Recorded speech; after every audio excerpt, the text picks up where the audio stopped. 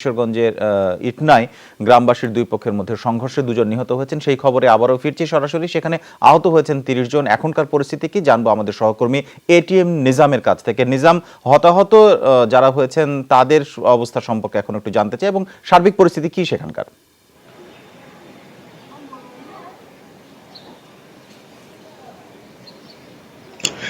হতাহতদের মধ্যে আহতদের পার্শ্ববর্তী উপজেলা স্বাস্থ্য কমপ্লেক্স এবং ক্লিনিকগুলোতে স্থানান্তর করা হয়েছে।